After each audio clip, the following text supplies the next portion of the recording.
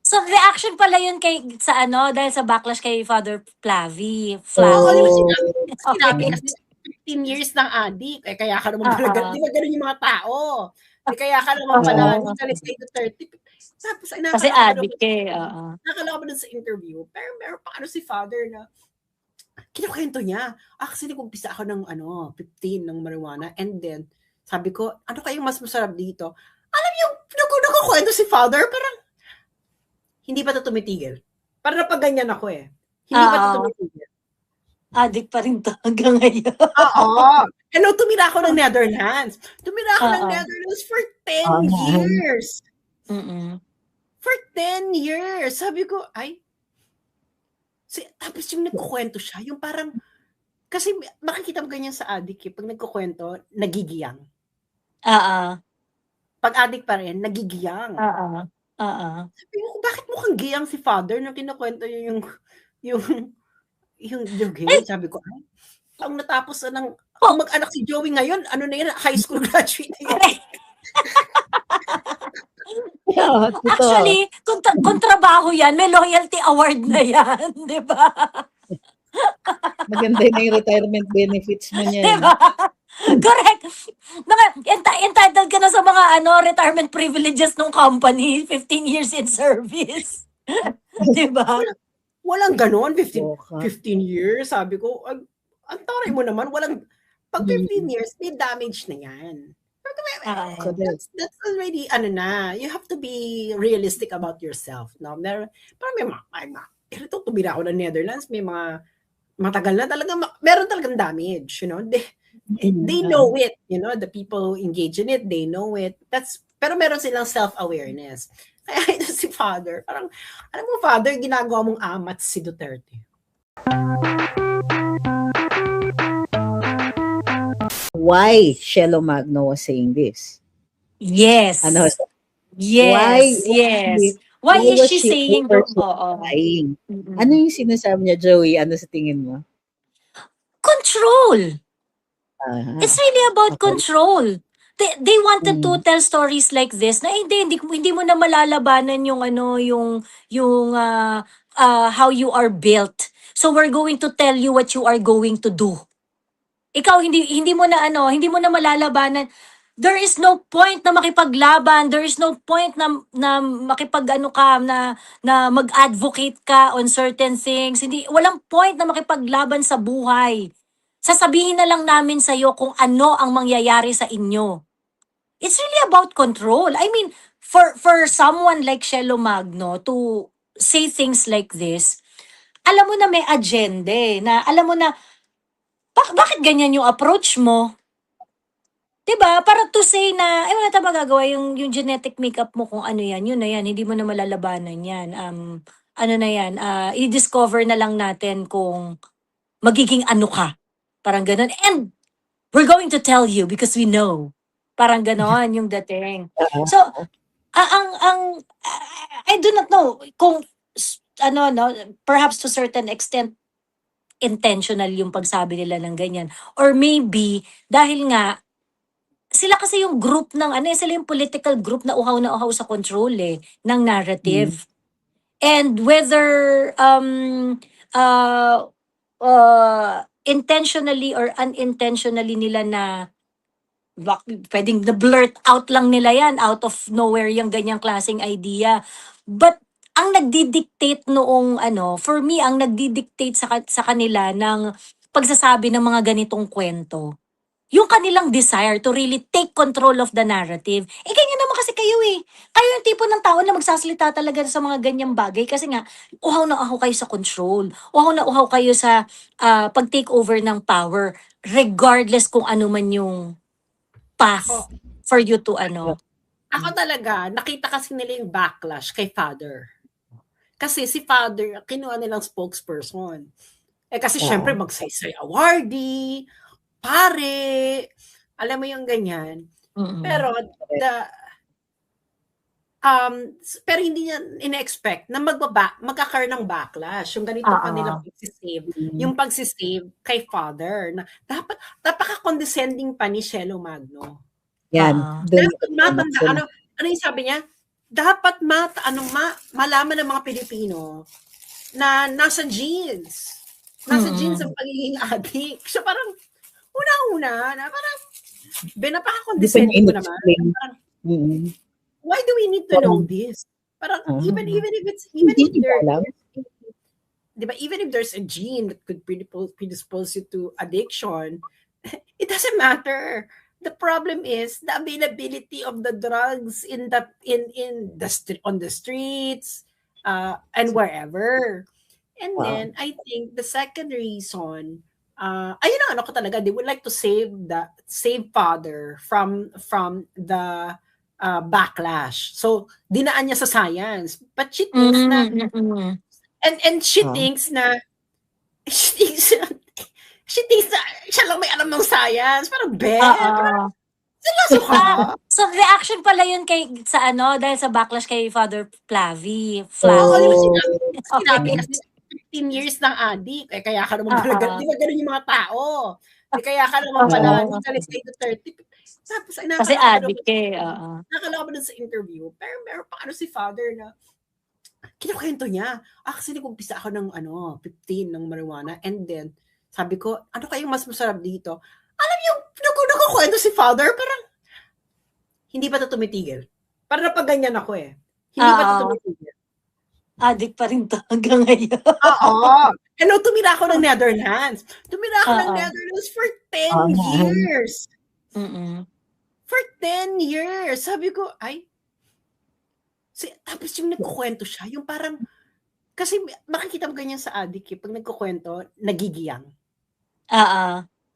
Pag addict pa rin, nagigiyang. Sabi ko, bakit mukhang giyang si Father nung kinukwento niya yung game? Sabi ko, when he was telling the story of his addiction sa Quadcom before, nag-overlap yung period na pari na siya, addict pa rin siya. So, ibig sabihin, nagmimisa siya, addict siya at that time. Well, kasi naging pari siya parang mga 27 or something like that, parang 27, 28, 29. 15 years siya naging addict. Tapos 15 years old siya nag-start yata. Parang ganun yung di ba? Hanggang 31. Hanggang 31 years old siya. Nag-addict. Nag-addict. Oo. So, ibig sabihin, nagmimisa na siya, addict pa rin siya. Kaya nga, ako talaga, nung nagkukwento siya, talagang sabi ko, bakit mukhang giyang? Bakit para siyang, excited nung kinukwento niya yung, alam mo yung nakikita mo sa mukha na parang, si Father, o bakit, parang gustong mag-hits, ganyan. And, I think, don't you think that it's part of the dilaw tendency to make narratives about victims? Kahit si Father Flavi, parang relishes presenting himself as a victim. Na all drug addicts are merely victims. I understand the being victim of circumstance, but at some point you make a choice, di ba? Like crimes are the result of your choice. Except for negligence, iba, choice mo pa rin yung negligence. Choice mo not to give the required standard of care. Pero yung yellows like to, okay, I'm gay because I'm a victim, or I'm gay therefore I am automatically a victim. Mga ganyan. I am poor, automatically I'm a victim. Gusto nila yung narrative of victimization. And there's always somebody that they want to point the blame on, very conveniently their political enemy. Alam mo kung para saan yan? Attorney Trixie. Yeah. Para saan yan yung gustong-gusto lang pagmukaing kinakawawa sila, biktima sila. Alam mo kung para saan yan? Tanungin niyo ako, para saan yan? Para saan yan, Sas? NGO funding. Hindi naman bibenta sa Pilipinas yung pa-victim. Pero kailangan mo pa-victim para kaawaan ka ng mga puti. Ay, nakakaawa ka. Nakakawa naman ng baby. Bigyan natin ng funding kasi kinakawawa sila sa Pilipinas. I'm so appealing. Don't you see the exaggeration? Of course, the more exaggerated you are, the more it would sound alarming to your founders. So tuloy Yes. ang kaperahan. Pero sa mga Pilipino, nandidiri, ano ba ito, nakakadiri naman tong dramang to. Tapos, yung pandidiri mo, gagawin pa nila yan. Kita mo na, they're victim blaming, ganyan, pahinging pera, ganyan, gagayan sila sa mga funders nila. Hello mga funders, send the NGO money, ganyan. Kasi, look, kinakawawa kami. Tigilan nyo nga Yeah. ako. That's it. Oo. That's it. Their entire election communications is always victimhood. Bakit niyo inaapi si Lenny? Di ba? Lenny is for the victims. So itong ang war on drugs, ang portrayal is that every single addict is a victim. Well, I get that part. Madali pang isell yan kasi victim of circumstance. Ang pusher, tatawagin mo pa bang victim yan? Ang mga sindikato, biktima pa ba yung mga yan? When you're trying to dismantle an entire syndicate, anong gusto nila? We will treat them like victims with kidnaps. They can't help being a syndicate. May ganyan ba? Diba? They can't help, they couldn't help themselves kaya pumapatay sila ng ating kabataan because they grew up in a bad environment. Ano ba? Ang drug syndicates dapat nasa level na yan ng terrorism. Ganyan Totoo. Well, actually, Attorney Trix, no, balik lang ako doon sa yung user na yung addict. Sige, fine. Yung addict, biktima ng circumstances kasi we do not know access to the drugs, ganyan. Ang problem kasi dun sa nila, sa poster boy nila ng addict, pare, who is supposed to be mas discerning. Kasi nga, nag-aral ng Biblia yan eh. 'Di ba? Nag-aral ng Biblia, nag-aral ng ganun. Tapos 15 years siyang addict. Pagkatapos, natapos niya yung pagpapari niya, naging siya. I mean, I question it's really about his choice. I mean, equipped ka na eh. Nagsasalita ka na ng salita ng Diyos eh. Nag-share ka na ng salita ng Diyos eh. Tapos yung choice mo na gumawa ng magandang desisyon came after full-fledged ka na pare. Tapos, sasermonan mo kaming lahat. Ibig ko sabihin parang, may something wrong kasi dun sa yung sa pagmamalinis ba na, pagkatas yun nga, siguro to justify to justify yung kanyang bad choices, sinisi nila sa genetic makeup na, hindi kasi, yung ibang tao talaga walang magawa pagka-addict sila dahil their genes would dictate that they're going to be an addict. But, I think it's really, it's, siguro hindi nila pinag-isipan yun ng mabuti na parang ang pangit-pangit dun sa optics nila na yung poster boy nila ng addict ay paring nagmimisa nung time na addict pa siya. 'Di ba parang meron pong problema dito kasi choice talaga yan eh. Nagdesisyon ka talaga na gagawin mo yan. Kasi biruin mo, nag-graduate ka na, naaral mo na lahat ng salita ng Diyos. Pero di ka pa rin natigil. Kaya nga hindi ako naniniwala, Joey, na talaga hindi ka na Jodic. Hindi lang dun sa na mukha siyang giyang na giyang nung kinakwento niya yung kanyang addiction days. Kasi alam mo, karamihan di ba yung mga nag-Jodic.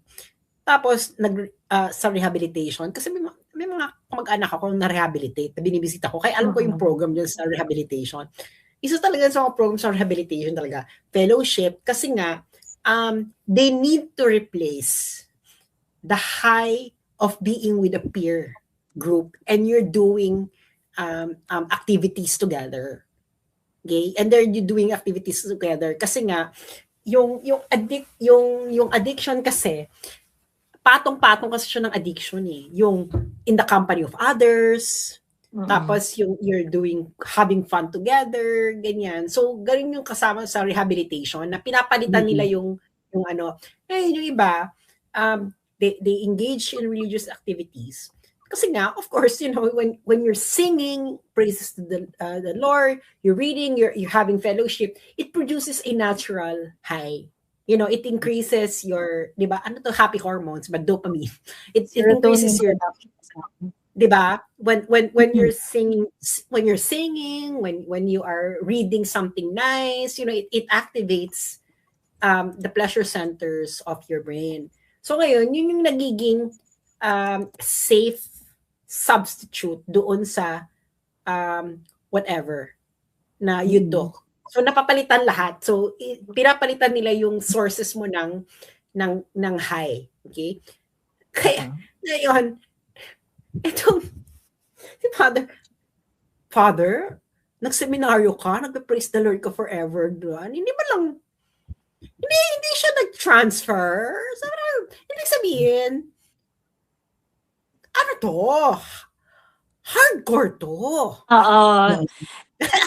And that is another contradiction dun sa claim niya na yung pagiging addict daw niya ng 15 years ay out of curiosity. Pag addict ka at ginagawa mo ng 15 years, hindi po yan curiosity, addict ka talaga. Alam mo yun. Because that's a career. 15 years? Hindi, pwede ka naman curiosity. Ano na yan, buong taong natapos ng mag-anak si Joey ngayon, ano na yan, high school graduate na yan. Actually, kung trabaho yan, may loyalty award na yan, di ba? Maganda na yung retirement benefits mo niya. Diba? Correct. Entitled ka na sa mga retirement privileges ng company, 15 years in service. Diba? Walang ganon, 15 years. Sabi ko, ang taray mo naman, pag 15 years, may damage na yan. That's already, you have to be realistic about yourself. No? Parang ito tumira ako ng Netherlands, may mga matagal na talaga, meron talagang damage, they know it, the people engage in it, they know it. Pero meron silang self-awareness. Kaya ito si Father, parang, alam mo Father, ginagawa mong amat si Duterte. Also, it downplays, itong victim mentality, downplays the need for law enforcement, for yung addressing certain social behaviors, because that's what laws are about, di ba? You want to prevent certain behaviors that are damaging, both either to society, even to yourself, or to other people. So, dito, pag sinasabi natin na addicts are just victims, are all just victims, also negates na once you're addicted, parang kumbaga, it takes away yung will. And when you take away will, ano yung criminal liability kapag walang will na involved? Because, di ba, in a crime, what are the elements of a crime? Kailangan may batas, may act that violates the law, and then a state of mind. Malis ang tawag natin. Pagka biktima yung drug addict, wala yung malis. So, in our laws, walang malis. You can only presume the lack of malice sa umpisa. Kaya inaalaw natin. Yung curiosity, yung mga nag-try, yung mga yung one-time use, nag-ano ka, ganyan. In fact, yung mga ganun. Ang sabi ko nga, kung 1 year kang nag-addict, okay, recreational, okay, trying. 2 years, okay, seriously recreational to Pero bakla pag 15 years. Hindi na curiosity yun. Hindi na curiosity yun. Ka pa rin. After 17, 15 years, biktima ka pa rin. Hindi na, So, lalo, so dun sa first offense, di ba, probation lang yan.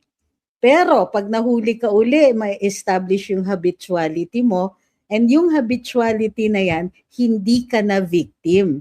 Kasi clean ka na alam mo na what it's like to be an addict and what it's like not to be an addict. You chose to be an addict. So, may agency. In other words, kinikilala natin yung capacity ng tao to make these choices. Because if they have no capacity to make these choices, ano yan, negligence? Meron bang addict out of negligence? negligence. Ay, nasubo ko. Ano, di ba? Ay, na-inject ko. Sorry, I slipped. Ano yan? Di ba? So, walang ganyan. There is no addiction by negligence. But they want to create a class of victims. Maraming, repercussions yan. One, yung kaso ni PRD. Di ba? Are we taking, sa ngayon, meron tinatawag na emerging norm. Because of the US's actions against the drug smugglers, we can actually say na ang tingin natin dito sa mga sindikato ng droga is they're aggressors and a country can protect itself, which is what Duterte was doing. He was as the head of the state was protecting itself against these drug syndicates. Diba? And it is a valid defense kasi grabe yung damage na kinukos nito. By saying that addicts are merely dictated by genetics and that they have no choice, there is no agency to begin with, there is nothing to defend from. Kita niyo yung bigger picture dyan na this is not I wish that it was accidental on the part of Prof. Mac or kulang lang talaga yung kaalaman niya sa basic understanding ng genetic predisposition. But if she wasn't, if this was deliberate on her part, then the bigger communications picture here is to allow itong untrammeled drug syndicates and it's very addicts are victims and they only need to be rehabilitated. It's a disease, it's a condition, ganyan. Instead of considering it as a crime. So merong, di ba may belief? Merong parang social norm na ginagawa dyan sa Europe na okay na, illegalize na lang lahat ng droga tapos rehabilitate na lang yung mga yung mga gumagamit. Mahal yun they are spending a lot on the di ba sabi nga nila, di ba, yun yung nila, i-decriminalize. Di ba yun yung ng Liberal Party? Yung akbayan, si Shelo Magno kasi is akbayan. So pro-decriminalization yan sila. Ngayon, ang problema kasi sinasabi nila, sa Europe nga, ganito, ganyan. Pero they don't see the cost. Okay, mag-decriminalize ka, pero tataas mo ang budget for rehabilitation. The budget for rehabilitation in the Netherlands, which is only like 20 million people, would cost an entire budget of an entire government department for a year. Sa kanila pa lang yun, hindi naman ganun kadami ang Jodi Kit sa Netherlands, and mas madali namang i-cure sa kanila kasi cannabis lang yun.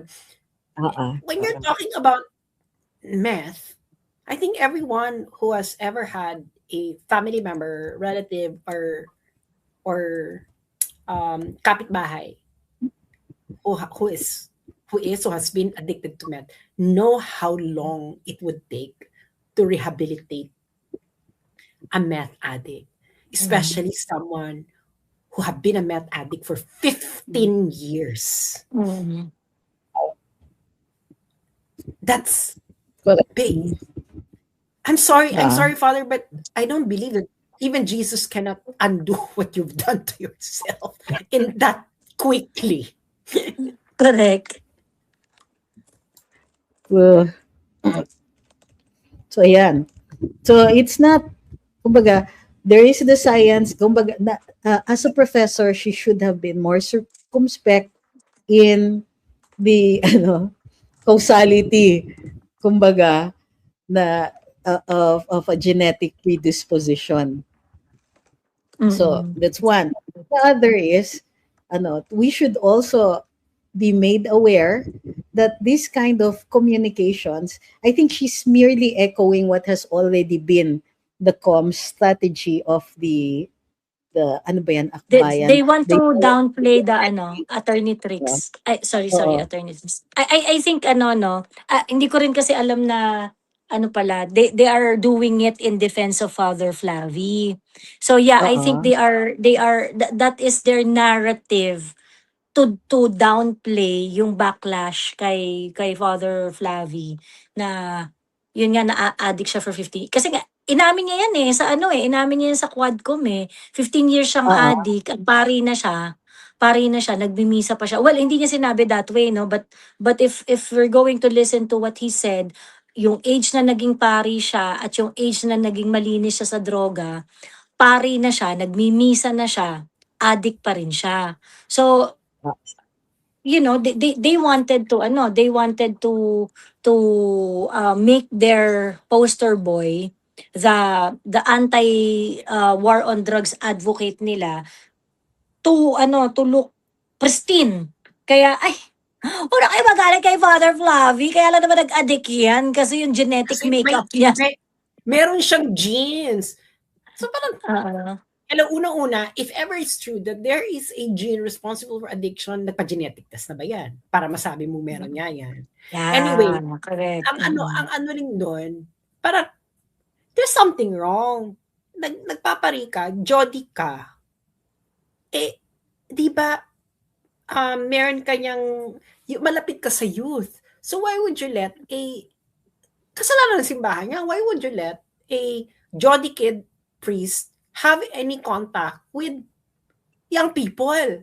Correct.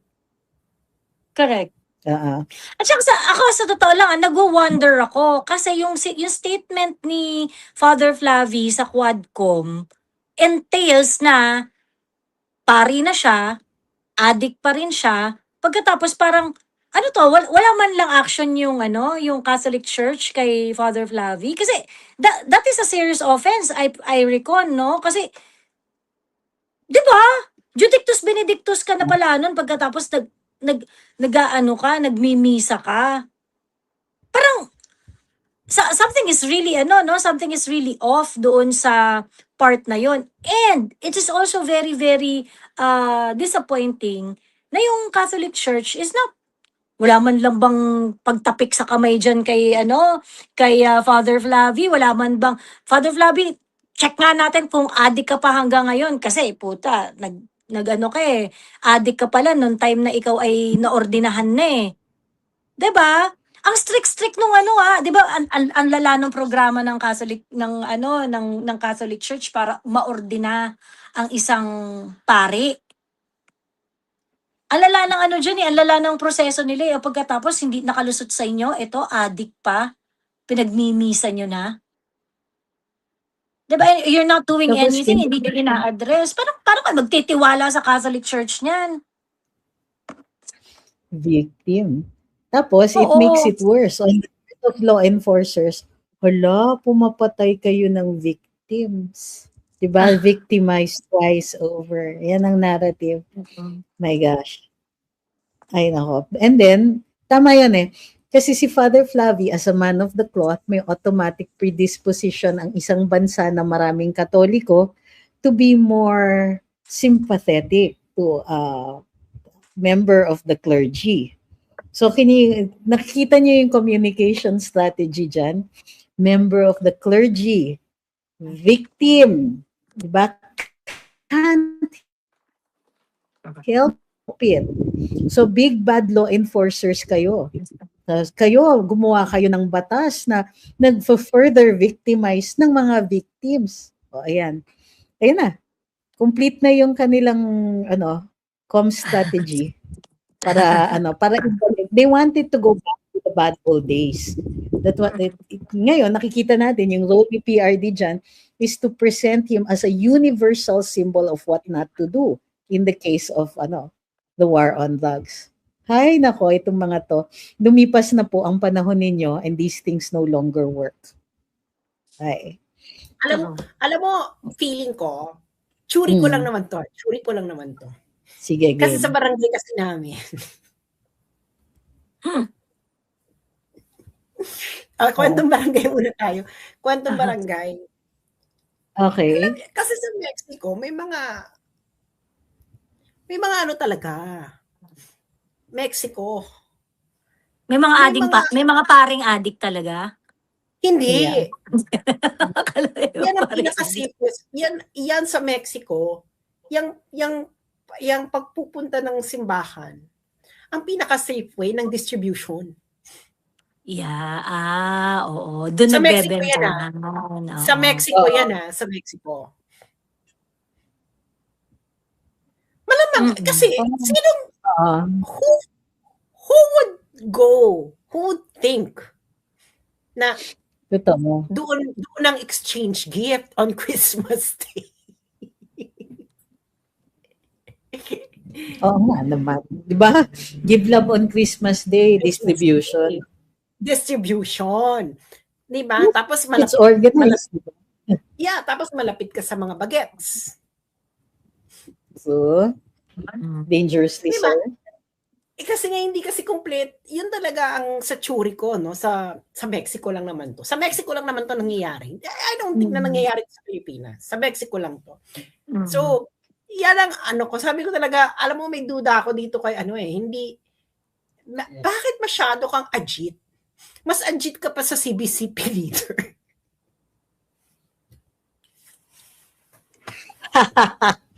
But, nako. Sandali lang. Parang, at bigla na lang siya sumulpot. O nga, parang kabuti. Di ba? Sino to? Kasi naiintindihan ko pa si Father Robert Reyes, talaga naman lahat ng presidente against yan, no? Tumatakbo na talaga yan. High school pa lang tayo. Trix, Joey, no? High school pa lang tayo. Nakagraduate mo pa lang ata, Trix. Oy! Oy! Aray! Hindi ba tagal na? Teka. 30 years since, di ba? Nasa EDSA yan. 1 and 2. Tumatakbo na siya. Kaya kilala mo, tapos sino to si Father? Bigla na sumulpot. Tapos yung sinulputan pa niyang issue, war on drugs. True.